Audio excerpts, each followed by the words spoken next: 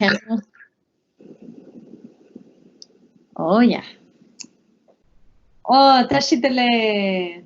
Welcome, everybody. It's really nice to see you again for our fourth lecture today.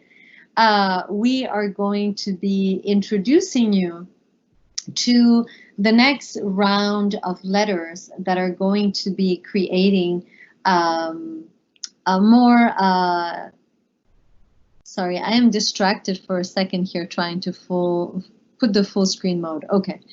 Genla, are you able to see the screen fully now? Yes, yes. And are you able to see our camera as well? Yeah, Okay, yes. perfect. Sorry, everybody. We are still learning some technical things over here. All right. Okay, so back to the introduction.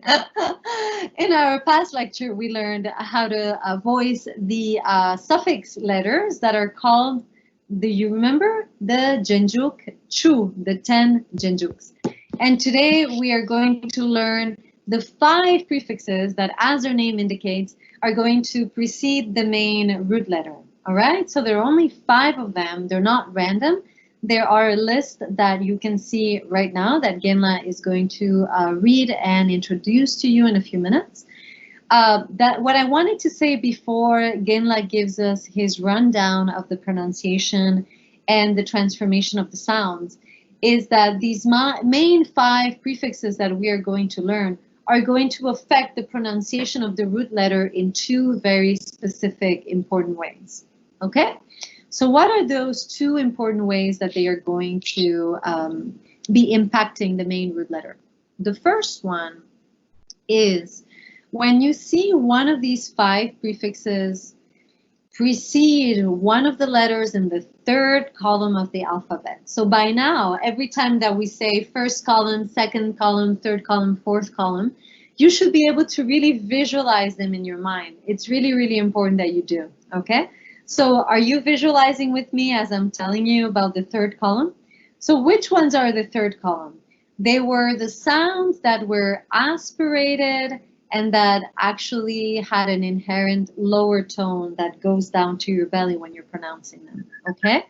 So those were the sounds ka, cha, pa, pa, and za. Again, I will say them for you a lot more clearer in a minute.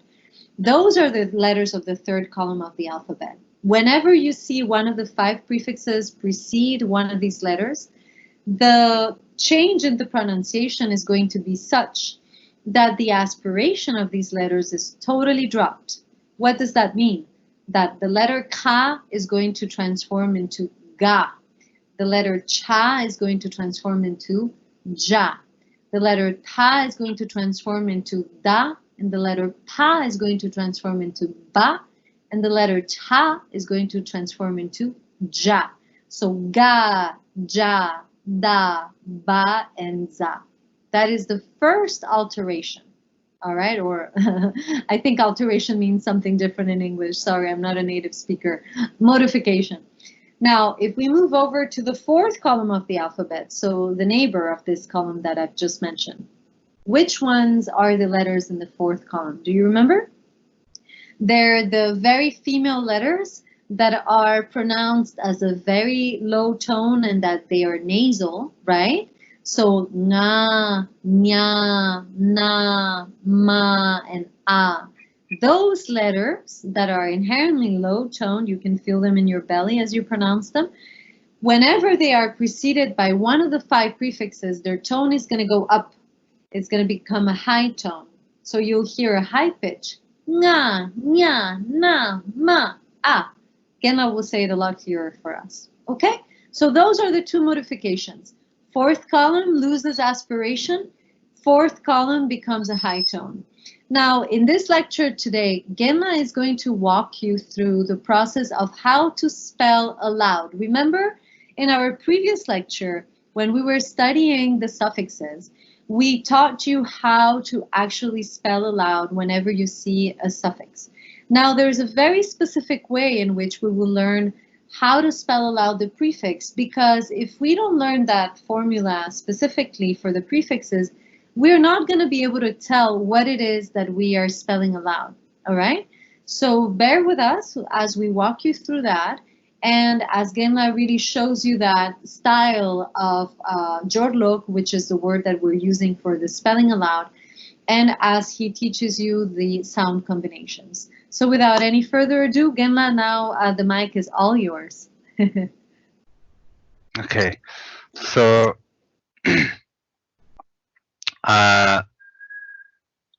let's do first how to spell out. You see there ka plus, and then there's ok. Can you explain a little bit about this, Cynthia? Ok. Oh, yes, Genla, of course. So Yeah. this word that I'm circling here that Genla just pronounced as walk, what does it mean? This is a word, it's a term that can have a few different meanings. It's a postposition that preposition in English, postposition in Tibetan. That means either underneath or below, or in this case, which would be preceding. Here, walk means preceding, all right? And it sounds a little bit like the pot, the wok, as in Thailand and the Southeast Asian countries in which the stir fries are being made. You can pronounce it that way. So whenever ka plus the sound wok is coming, it means that the letter ka is the one that is going to be preceding the next letter that we have here, which is an a. So before Genla continues, every time that you have a prefix ka, ta, pa, ma, and a, which are the only letters that can be the prefixes, the 5 prefixes, you are going to hear them followed by this sound wok. So kao, tao, pao, mao, ao, because this wok that you're going to be saying every time means this is the letter that is preceding the next one. Does that make sense? Okay, let's try again now. Okay. So so let's see here, ka and na and nga. So ka stands as a prefix and na as a main letter, and then nga stands as a suffix. Okay, so let me spell out this. Kao, na, nga, nang. Okay, this becomes nang. Okay, because of the ka. So as Cynthia mentioned, that all the third column and fourth column is changed into high tone, right? So all the third column and fourth column lose aspiration and change into high tone, and then the na turn into na. Okay, so it's the final result of this syllable becomes nang. Okay, so let me spell out again. So this o is very important. So any prefix we have always redo it o when we spell out. So kao, na, nga, nang. Okay. So let's move for the next. Okay, this one I think I better just leave, and then let's do the second one. Okay. Yeah, okay. So let's do here. We have prefix a and then root letter ka with vowel narrow. Okay. So ao, ga, narrow, go. Yeah, the final result becomes go. Okay. So let one more. Ao, ga, narrow, go. Okay, it's go. Genla, could you say it as if I am blocking the ow prefix? What does it sound like when there's no ow prefix? Can you show us the difference, please? Oh yeah, there's a very big difference. So without a is ka, naro, ko. Okay, ko.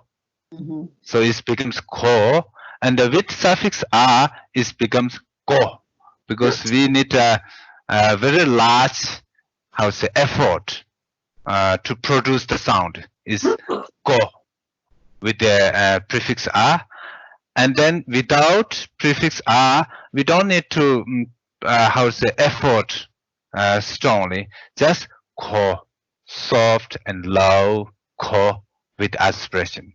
Okay. So let's move next.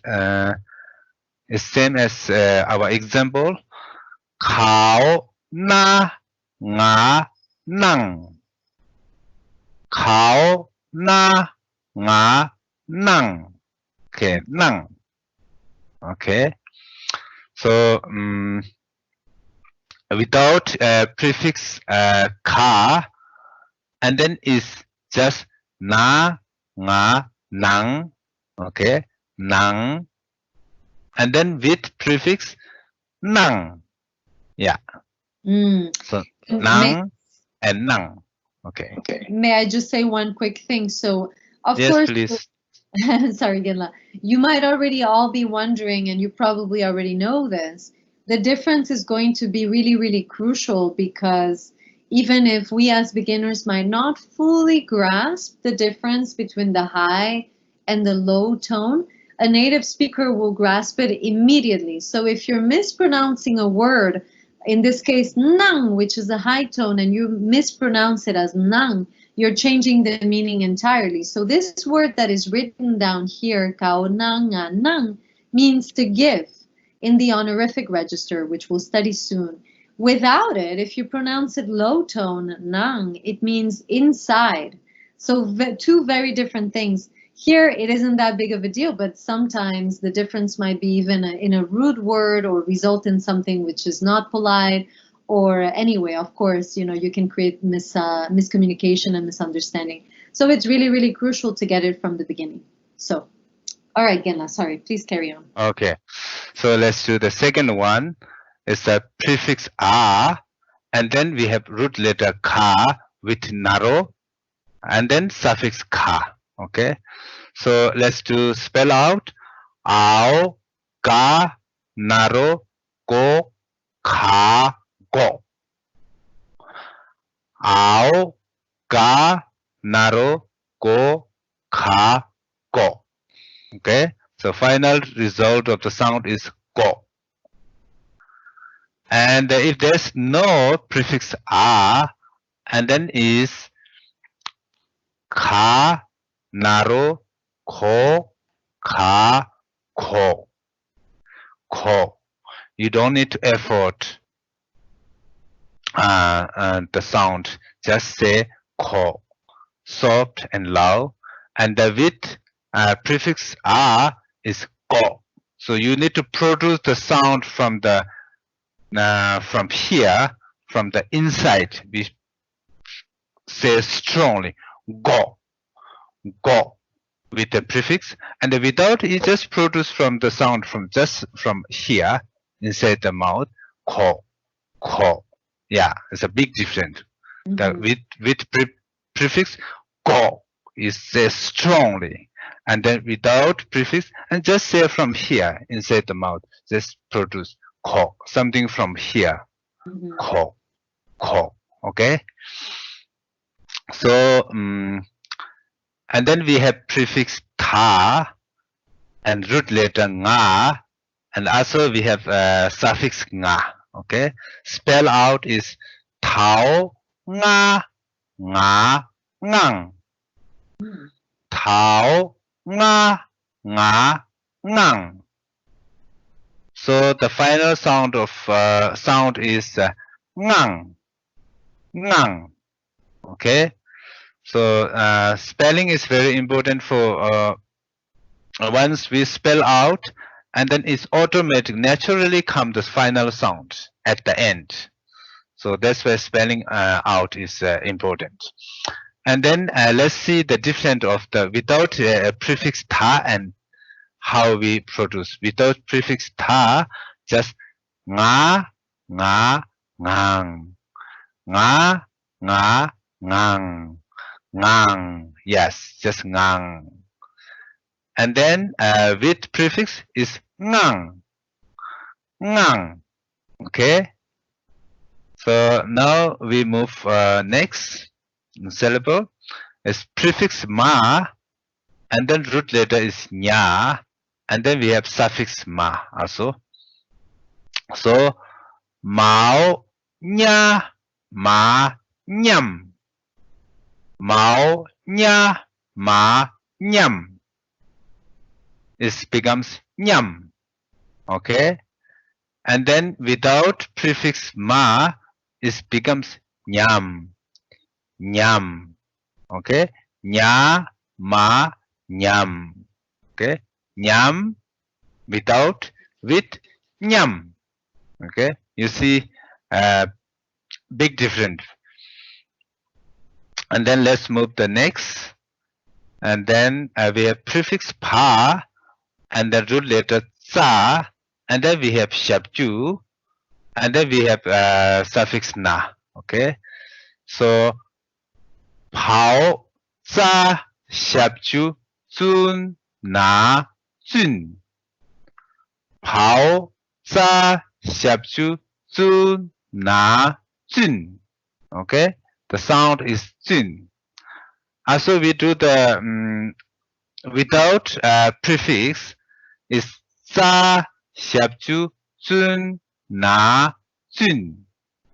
So without prefix is jun.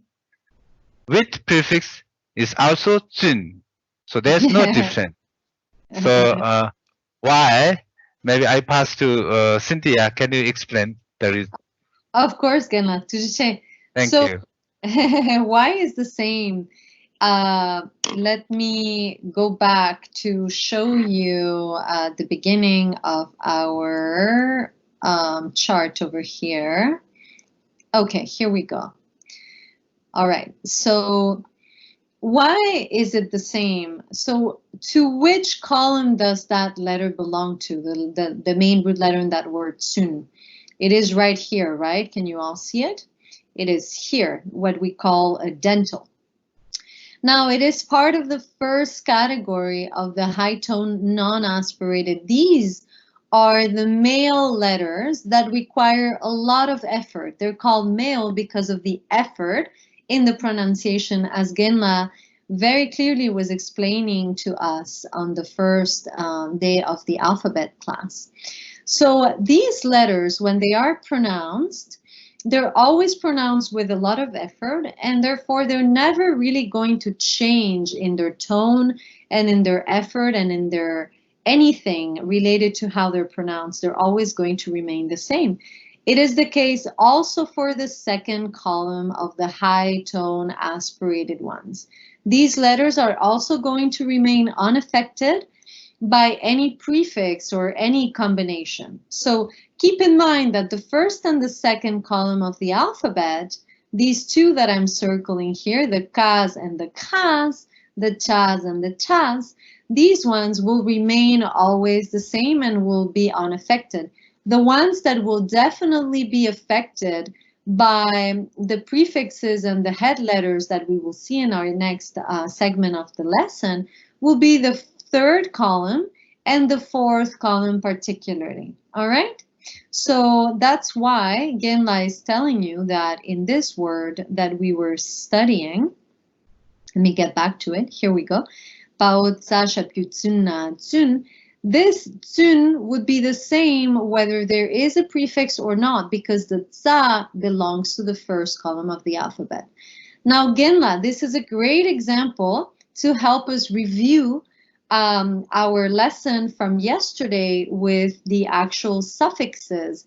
So can you tell us again the pronunciation? Why does the shapkyu u sound here transform into what you're pronouncing? Could you tell us again, please?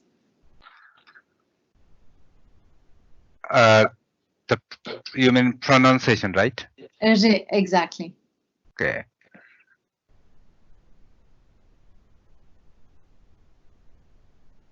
You mean because of the na, you are talking about the suffix, That's correct, Genla. Yes, I'm sorry, I wasn't very Oh clear. yeah.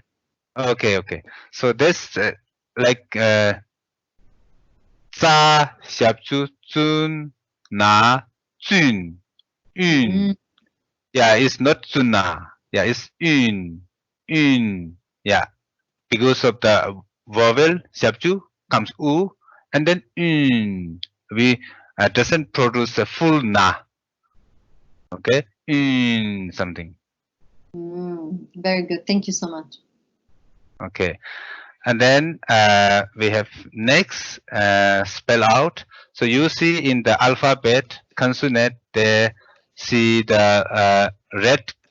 The first column is red, and then we have blue, and then we have a light blue. All the light blue and the fourth column green. All this effect, the sound effect by the you see by the prefix. Yeah. So here we are. So, Sorry, I'm a little bit slow going. There we go. Yes, here you see the light blue and the green part.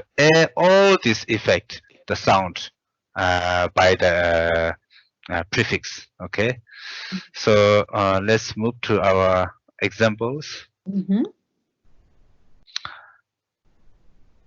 Here we go. Okay, so here we see here prefix ka, and then we have ya. So ya is also part of the light green, sorry, light blue from the alphabet. So this also turn into ya. Okay, it's not ya. Okay, because of the prefix. So and then we have suffix ka as well. So spell out kao ya ka ya. Kao ya ka ya. So it becomes ya. Okay, and then without prefix ka, it's just ya ka ya, ya ka ya. Okay, ya, and then with prefix ya. Okay, ya. So ya is the one name of the animal which is in Tibet and the Himalayan regions. Okay, and then yeah, and then without ka is yak. Yak comes, we have a yakpo. Yakpo means good, so not yakpo. And then there's the no, doesn't make sense. Okay, and then we have prefix ta, and then root letter ka, and then suffix la. So spell out Thảo ca lá kel.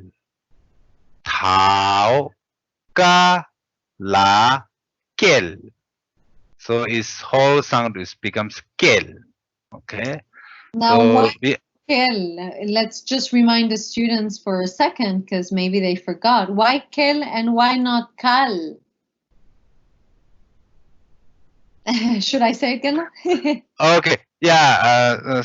Yeah. Because they're. It's good to know. Yeah. Some people say kal, thảo ca lá kal. Okay. And then more common is in spoken language, especially from Central Tibet. They say kel, thảo ca lá kel, because you know the rules which Cynthia mentioned before previous our lesson. So it's kel. So one is this kel is more common in spoken language. Okay. So some other regions, such as like in Nepal, like Himalayan regions, maybe in Ladakh or Bhutan, it's possible they say Thao Ka La Kal, something like this. But in Central Tibet, and they in spoken language they say Kel. This is because of how to say Jete Dempa. There was Cynthia. Can you say about this Jete Dempa? Yes, of course, Genla. So it's the concept that we were talking about in our previous lesson as we were discussing the modifications in the sound that is given by the suffixes. And so Genla is saying Chodedempa, so it's this concept that I was mentioning to you guys, if you remember, that there's this kind of science of whatever is actually comfortable or feels right and falls right within the pronunciation, within the chords, the vocal cords, and within the anatomy, actually. So, tauka la kal or tauka la kel, there's going to be the variation, two ways in which the la suffix affects the main vowel. Either it gives the umlaut, from a we get to e, or it doesn't. And that's just depending on the region where the speaker is from. So we had seen that the suffix na and the suffix la, both of them could actually either cause an umlaut that is strong or sometimes a little bit less strong, and especially the la particularly can lengthen the vowel or not so much. So this will depend really on the person that speaks. So just bear in mind that not everybody is going to pronounce in the same uniform way. So even within your ALIs, you might hear different varieties of pronunciation, and that is okay because that is just the nature of the Tibetan language. It is not 100% just one way of saying one thing. So just keep a very open mind and don't get too frustrated because there's a multiplicity of ways of pronouncing things. So is that right, Genla, or should I be saying something? Yeah. Yes. Thank you. Okay. Yeah, and then here I said kale. So this is I recommend you those who do colloquial spoken Tibetan. I recommend this how to say sound because this is based on the Central Tibet dialect. So also like Lhasa spoken dialect. So this is also very common. So I read as like kel, then I say kal. So kel. Okay, thao ka la kel. And then here without prefix and with prefix there's no different as earlier we mentioned. Okay, so this is kel. Okay, and then we move next. Prefix pa, and then we have sa as a main letter and ma as a suffix, and then we have also sa as a second suffix or post suffix. So here you see all how to say prefix, root letter, suffix, and post suffix without any vowels.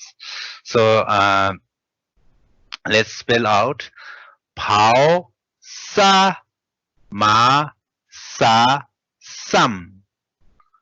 Sam. Okay. Pao sa ma sa sam. Okay. So here without prefix, with prefix, you don't see the different because you see in the alphabet that sa is highlighted with red color, same as like the first column. So no different. Okay. So these colors are important for you because we keep here highlighted. So sa and sha, you see. Can you little bit? Okay. So here you see sa and sha, and then ha and a. Okay. Yeah. So actually ha and a, there's no more coming prefix. Okay. So no worries. So just sha and sa comes prefix. And they will not change. Their tone doesn't change whether there's a prefix or not. Okay. Yes. Thank you.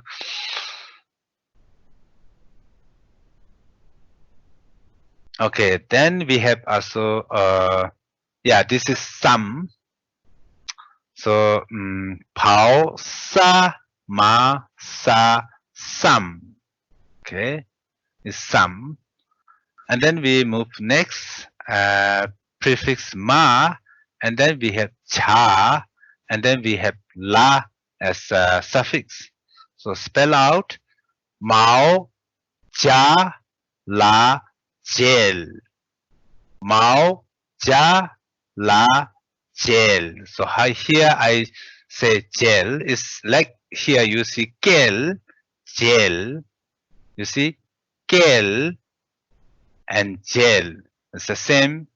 There's also as we earlier mentioned, jal. People say also jal, but I recommend you gel for the in order to have conversation. This is more common. So gel, okay. And then this is with prefix is gel, and let's see without prefix is cha, la, gel, cha, la, gel. Okay, gel. Mhm. Big difference, right? Gel and gel, gel and gel. Most and you need the effort for the sound. Okay, and then next we have prefix a and the root letter ka and suffix sa. Okay, so this is not the post suffix; it's just suffix. Okay, so ao, ga, sa, ge, ao, ga, sa, ge. Okay, sound is ge.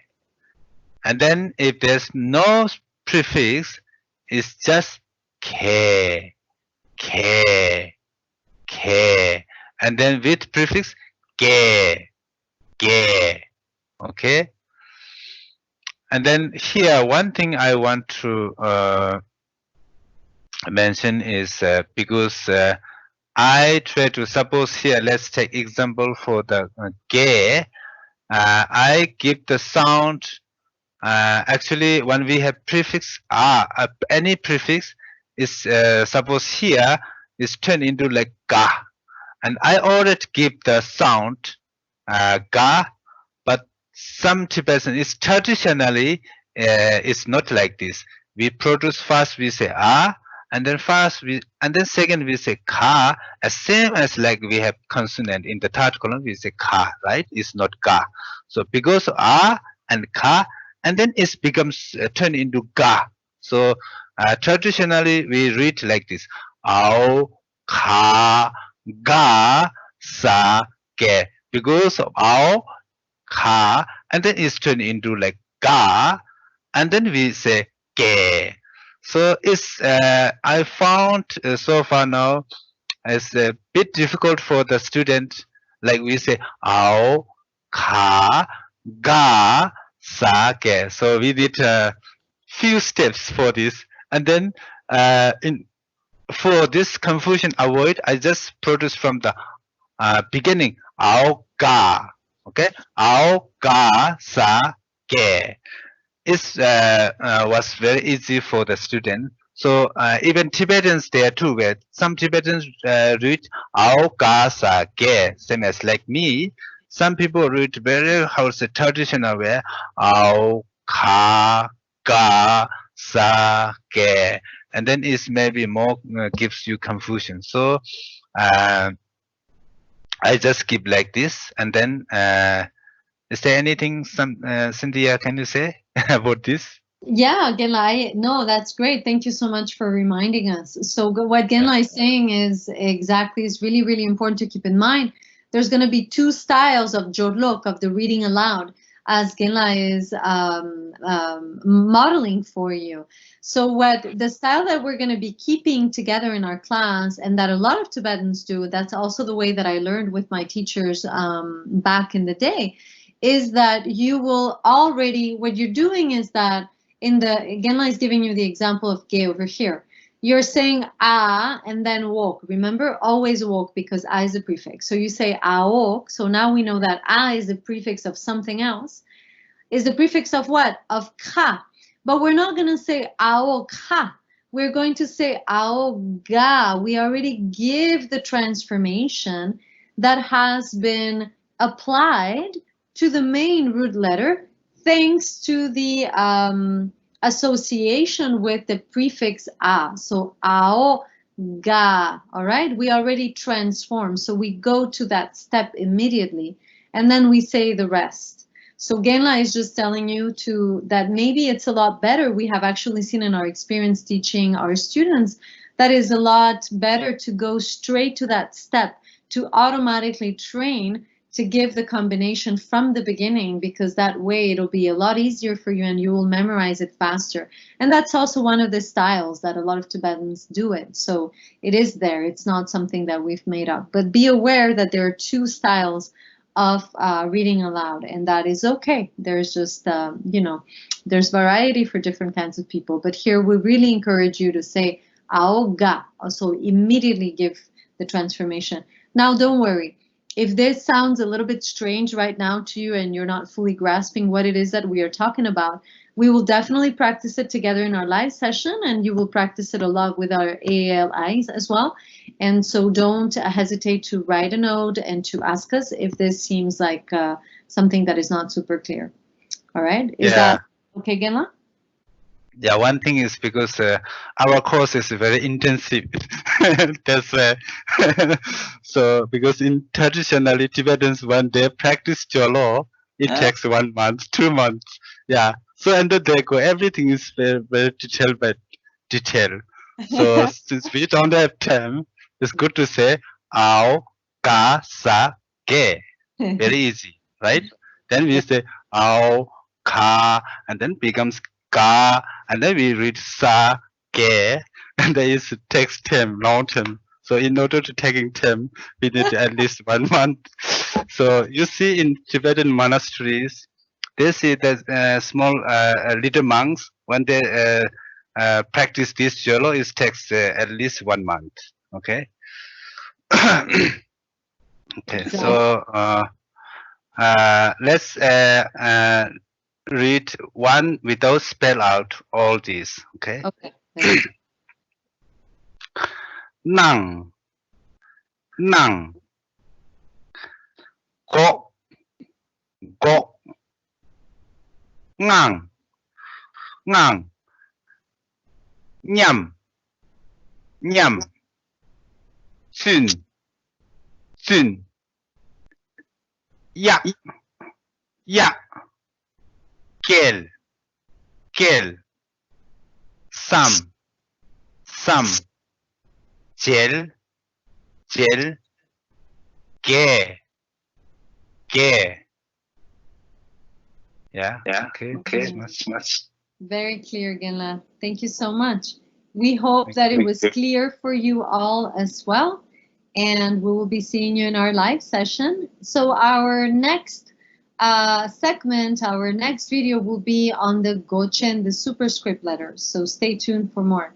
Thank you so much, Genla. Tujichena.